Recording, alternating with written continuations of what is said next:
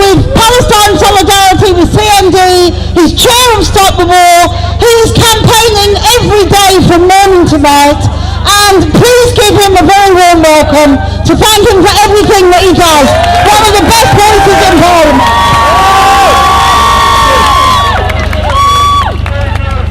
Lindsay, thank you very, very much. And thank you, every one of you. Young, old, black, white, Christian, Muslim, Hindu, Jew, we're here together for Palestine. You're standing here in the rain, you're getting wet, you're getting cold. Stamp your feet, get warm, come on. That's better, thank you very much. Very good. And I bring you greetings from many people, but particularly from the Campaign for Nuclear Disarmament, who had a discussion this morning and sent a message of support to this demonstration. And why is it relevant to CND? Because Israel has 200 nuclear warheads, Israel is developing more nuclear warheads, and Israel detained a very, very brave man for 18 years for having the courage to tell the truth about those nuclear weapons, Mordecai Vanunu, who is still under house arrest in Israel as a result of his bravery in telling the truth. When we talk of Palestine this week, our focus is obviously on Gaza. All the people that have died in Gaza and all the people that have died as a result of the conflict in Gaza. Nobody can be happy at all those that have died wherever they have died this week. We mourn the loss of all of them.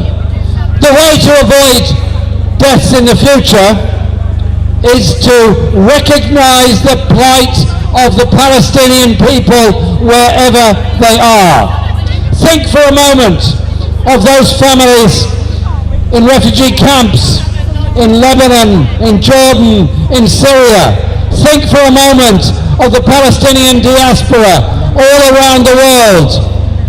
They are dreaming of their right to return home one day.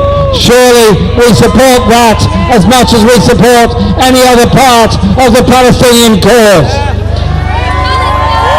And think of those families in the West Bank who see a wall built across their land, their water stolen, their olive trees cut down, their villages bombed, their schools destroyed, the ability to travel destroyed, the checkpoints that prevent them going from town to town, the dissection of the West Bank as an apartheid state, every much as South Africa created in the apartheid era.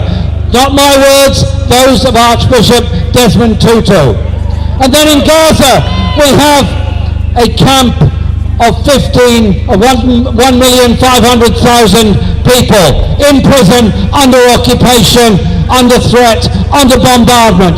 Terrorism is an F-16 jet destroying a home and killing people.